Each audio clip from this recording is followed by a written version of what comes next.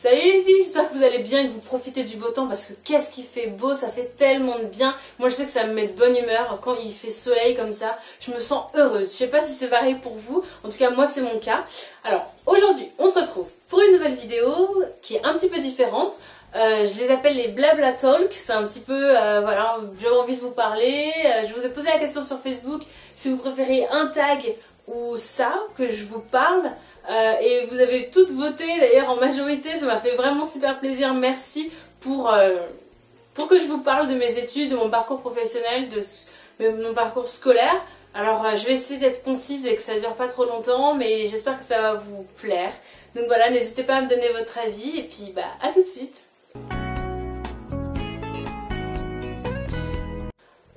Alors, si on doit reprendre depuis le début, mes parents m'ont toujours mis en privé. Donc j'ai toujours fait que des écoles privées. J'étais dans une toute petite école primaire en banlieue où il n'y avait qu'une seule classe par niveau, donc c'était genre une grande famille. Et puis voilà, donc tout mon primaire, j'ai toujours été en avance, toujours une très bonne élève, voilà, la fille sage. Pourtant, j'étais la commandante. Vous voyez, la fille qui commande tout le temps et qui dit oui, alors on va faire tel jeu, sinon je vous boude ou je vous invite pas à mon anniversaire. Bah voilà, c'était moi, je faisais ça. Donc j'avais ma petite troupe de copines, j'étais la reine, voilà. Ça s'est passé comme ça. Et puis ensuite, donc après le CM2, donc bah, comme tout le monde, je suis allée en 6ème, toujours en banlieue, toujours privée. Et là, ça s'est pas bien passé du tout. J'ai subi ce qu'on appelle le harcèlement scolaire, donc voilà, c'était pas facile du tout, et donc cette période-là est très difficile à aborder pour moi. J'en ai déjà écrit un article, si vous voulez aller y jeter un coup d'œil, je vous le laisserai en barre d'infos. Mais donc voilà, donc pendant mon collège a vraiment été horrible. J'avais des boutons, j'étais pas physiquement, c'était pas ça. C'est le cas de tout le monde, mais voilà. Donc moi j'ai vraiment mal vécu et en plus j'avais pas d'amis. C'est horrible de dire ça, mais c'était vraiment le cas. Et puis en plus voilà, je me faisais écraser par les autres, et puis comme je suis une nature timide ou réservée, bah c'était difficile. Donc du coup ça s'est ressenti dans mes résultats. En primaire j'étais très très très bonne en cours, et au collège ça a commencé à baisser. Donc vraiment progressivement jusqu'en seconde où là c'était vraiment la cata. Voilà, j'arrivais plus à gérer du tout le fait d'aller en cours et le fait de réussir mes études. Du coup par exemple, même les matières dans lesquelles j'étais douée, par exemple l'histoire ou le français, ça s'en ressentait. Bref, c'était vraiment horrible cette période. J'ai vraiment du mal à en parler. Et donc du coup, dans mes résultats, c'était catastrophique. Mes parents, ils ont tout essayé, ils se sont énervés, ils ont parti voir les profs et tout ça, et puis au final ils ont décidé de me faire changer d'école.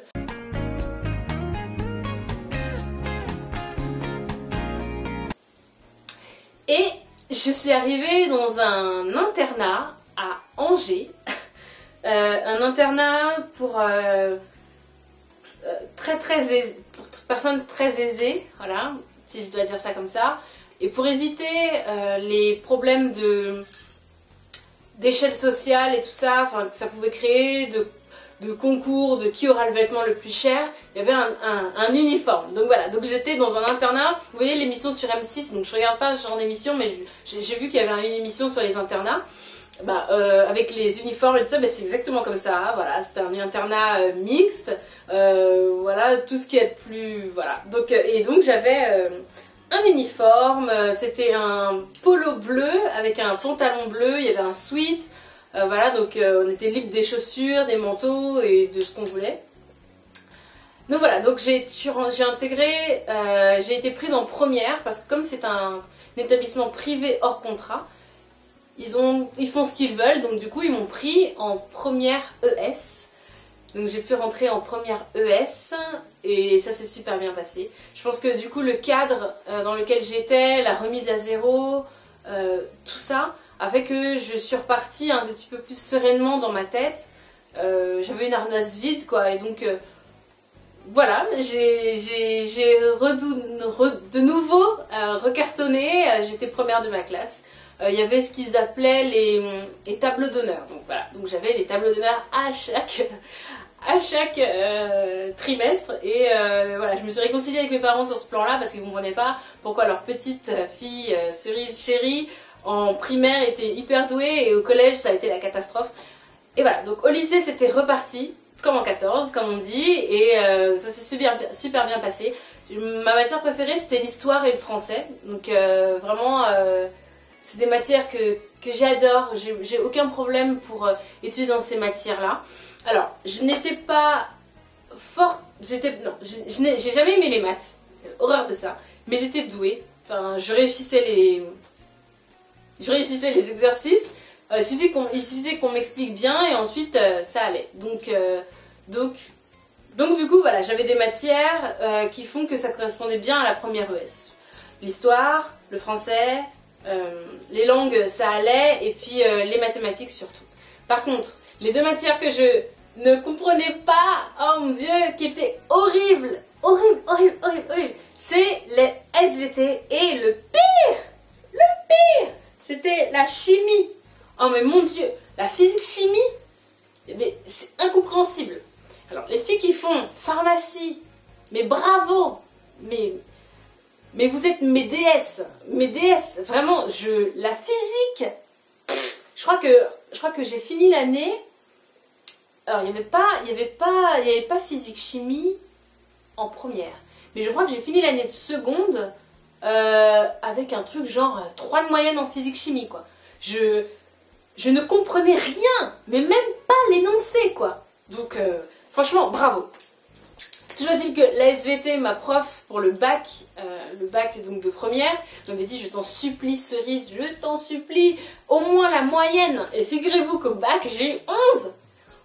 C'était, je l'ai eu, quoi. Donc, c'était, je l'ai accouché, ce 11. Donc, voilà. Donc, pour les autres matières, en français, j'ai eu 16 à l'oral et 15 à l'écrit. Ou l'inverse, je sais plus, ça remonte, mais voilà, donc des bonnes notes, et voilà. C'est tout, je crois, qu'on passe en première. Donc du coup, en terminale, donc je suis restée dans cet internat-là, et j'ai fait une ES spécialité mathématiques, vu que j'étais douée, donc du coup j'ai fait ça, et donc j'ai eu mon bac, donc voilà, une mention assez bien, voilà, puisque toutes mes notes se goupillaient plutôt bien. Donc en philo, j'ai eu 17 en philo. Eh oui, j'aimais trop la philo. J'adore ça, c'est vraiment... j'aimais vraiment beaucoup ça. Donc après les autres matières, je m'en rappelle plus. Je crois qu'en maths, j'avais eu 12. De toute façon, pour ce que ça représente, franchement, c'est le bac, faut l'avoir. Avec une mention, c'est tant mieux. Mais en vrai, ce que ça fait au final, dire... Bref. Et donc c'est aussi dans cet internat que j'ai rencontré ma meilleure amie. Voilà, donc c'était des dortoirs, vous voyez, des chambres en commun et avec des lits superposés, en tout cas pour la première. Après en terminale c'était un peu particulier. Les filles de terminale qui avaient au-dessus de 12 de moyenne étaient dans ce qu'on appelle au château. Donc en fait c'est c'était vraiment au château et donc en fait c'était des chambres où on avait des lits bien comme celui-ci par exemple, où on était en groupe. Un peu plus restreint, on était 4 par chambre, mais là en première c'était des chambres, en tout cas moi j'étais dans une chambre de 8, dans ce qu'on appelait la chambre parquet, parce qu'il y avait du parquet au sol, c'était assez grand et c'était des lits superposés, et donc moi ma meilleure amie dormait au-dessus de moi, et donc c'est comme ça qu'on s'est rapprochés et que c'est devenu ma besta forever comme on dit, et donc voilà.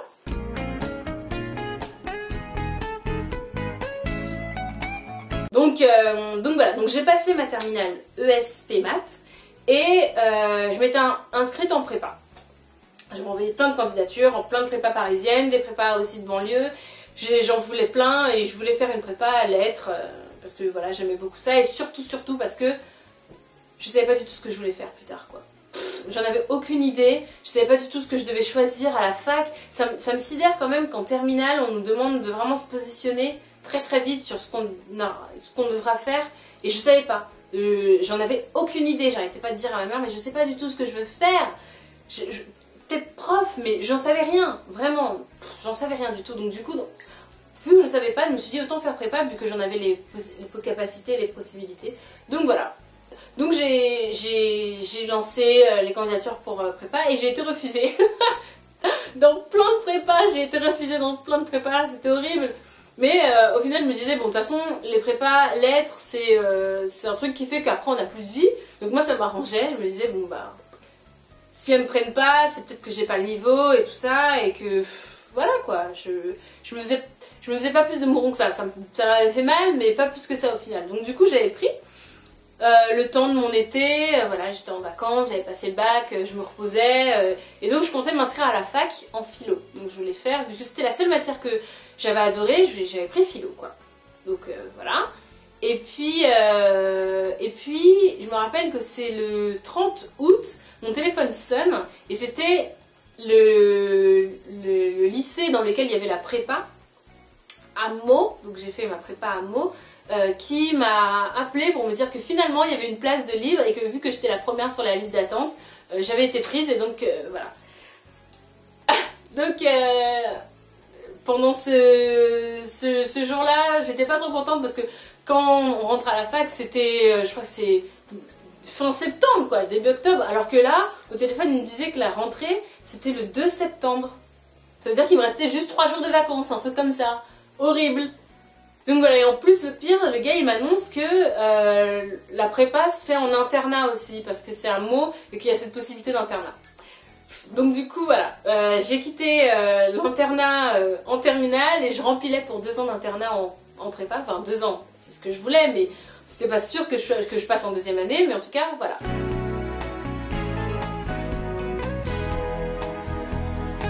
Donc pour celles qui ne savent pas ce que c'est, la prépa c'est...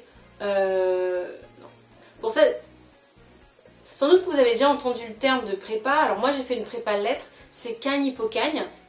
Hippocagne pour la première année et Cagne pour la 2e année. C'est l'équivalent pour, par exemple, vous avez tous entendu maths sup, maths spé. Ben, c'est la même chose, sauf que c'est lettres sup, lettres spé. Donc lettres supérieures et lettres spécialisées. Donc inutile de vous dire que la prépa, c'est... Vous dites adieu à votre vie sociale. C'est la période la plus dure, mais en même temps la plus enrichissante, la plus complète, la plus intense de ma vie. Je crois. J'ai appris tellement de choses en tellement peu de temps. J'ai laissé...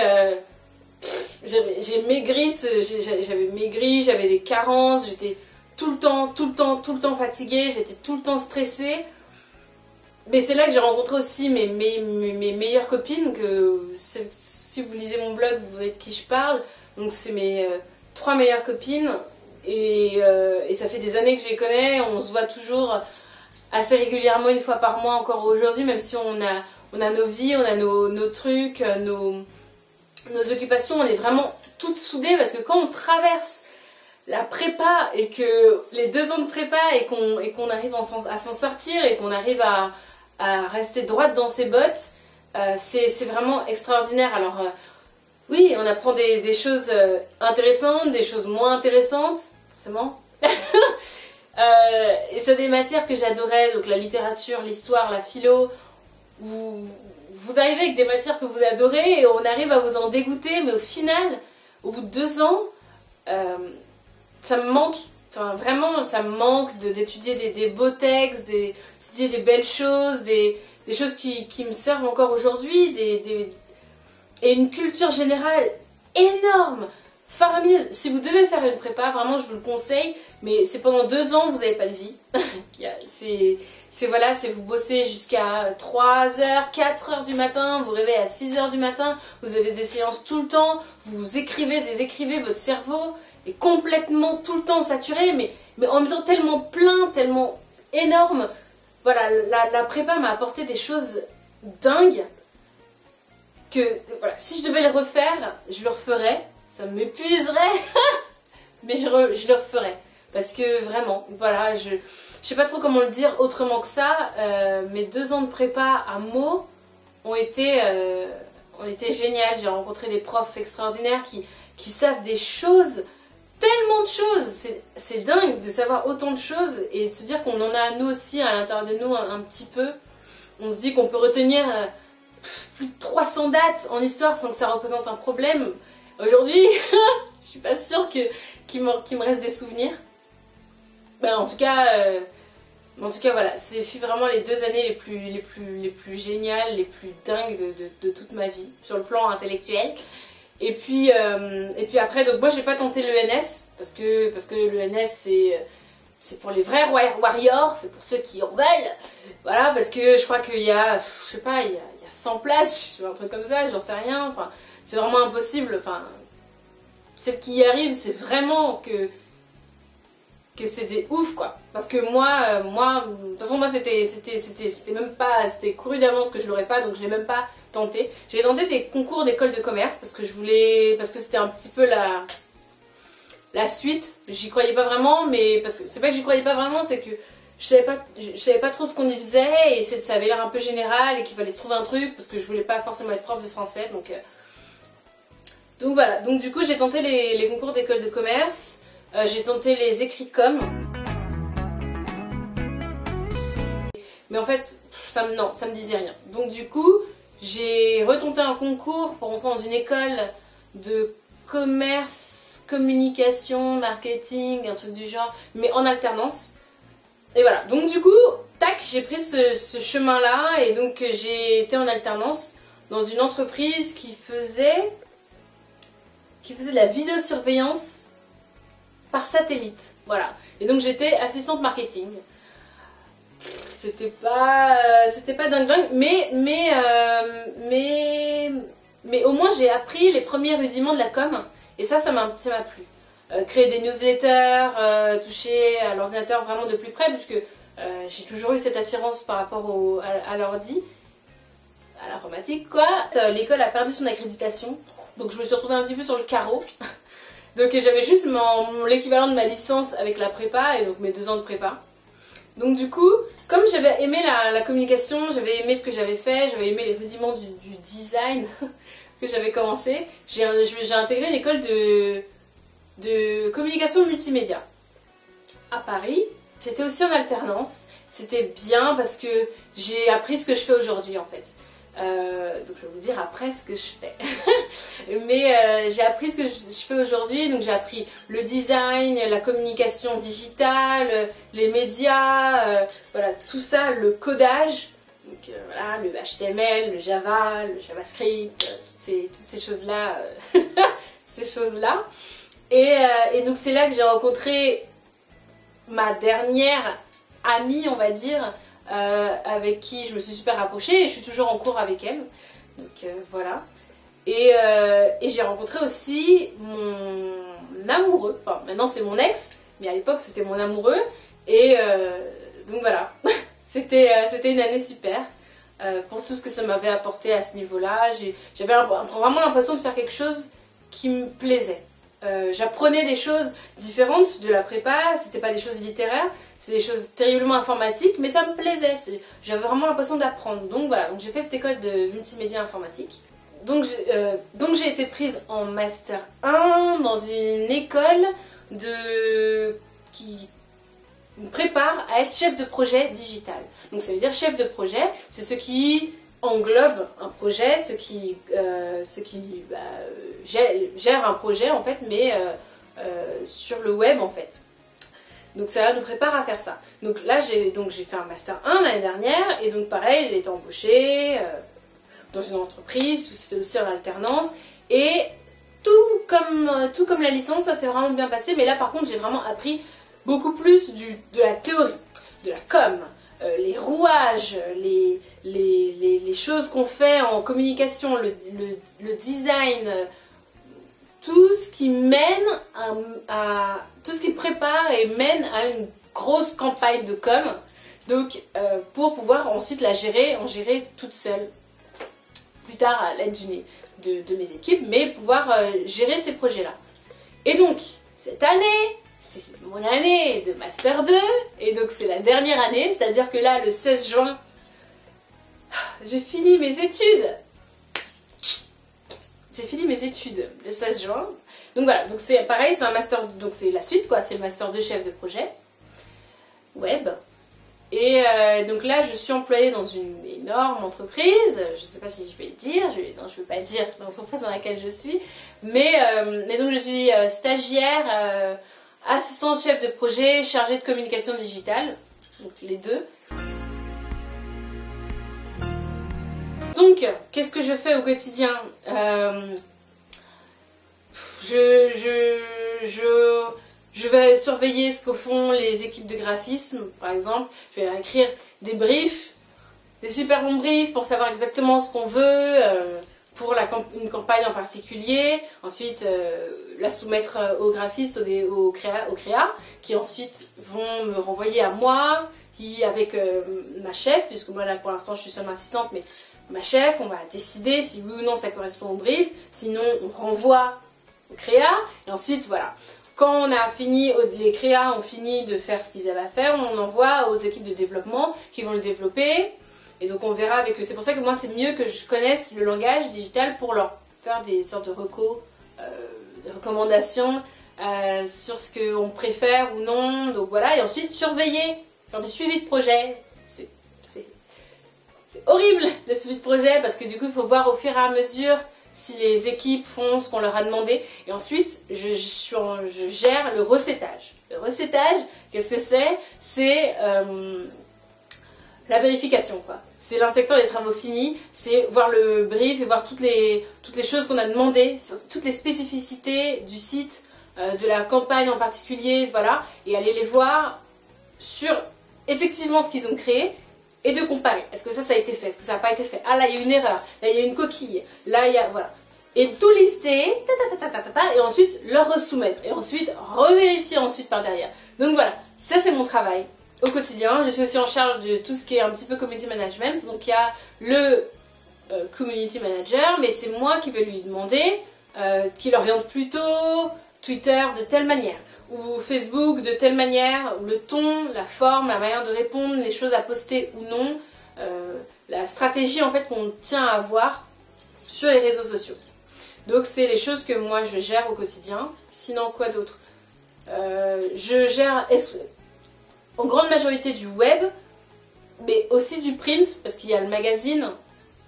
C'est comme si là je donne, je donne des indices sur où je suis, mais il y a un magazine, et donc je gère aussi en partie sur l'aspect presse, papier, en fait, print de ce qu'on veut. Donc quand j'aurai fini mes études, qu'est-ce que je vais faire? Je vais me reposer déjà. Je pense que moi j'ai pas peur du chômage. Après je me dis, est-ce que je serai au chômage? Je sais pas. Mais je veux dire, j'ai pas peur de l'espace de recherche d'emploi. Ça me fait pas peur. Je pense que je vais me reposer un petit peu parce que 6 ans d'études après le bac, moi ça me fatigue. Je vous avouerai que je suis un peu fatiguée. Mais mon poste et ma carrière de chef de projet me plaît. C'est vraiment ce vers quoi je veux tendre, je veux aller. Chef de projet web, vraiment c'est ce qui me plaît. Pas dans l'événementiel ou pas dans la com interne ou externe, c'est vraiment dans le digital, dans le web que ça me botte bien, j'aime bien. Voilà, donc c'est ce que je compte faire. Finalement, au final... voilà, et puis peut-être après créer mon entreprise, je sais pas. Mais au moins dans ce secteur-là, c'est ce que je veux faire.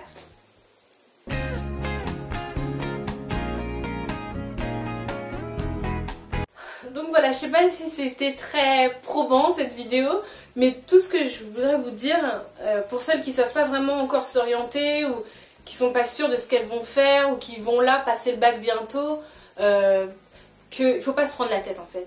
Parce qu'on sait pas, moi je savais pas ce que je voulais faire. Quand j'ai fini le bac, j'ai passé le bac, j'ai bien réussi, mais je savais pas du tout ce que je voulais faire. Et c'est pas grave, vraiment c'est pas grave, parce qu'il y a toujours moyen de se réorienter, de changer de voie.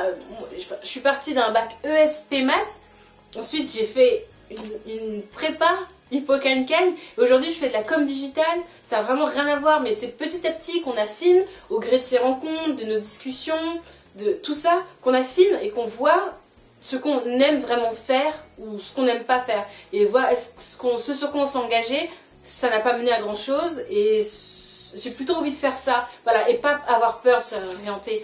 Sincèrement, se réorienter à 22 ans ou à 34 ans, c'est pas grave. Du moment qu'on est heureux, je pense que c'est vraiment le plus important. Ouais, voilà, c'est ce que je dirais, c'est vraiment le plus important.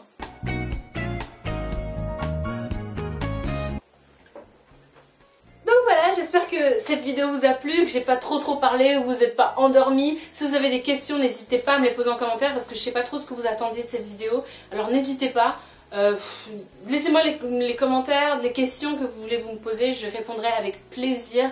Et puis bon courage pour celles qui passent le bac et celles qui ont des grosses échéances à la fac, en prépa, n'importe quelle de vos échéances, même professionnelles. Je vous soutiens, je suis de tout cœur avec vous, vraiment, vous avez tout mon courage, toutes mes bonnes ondes.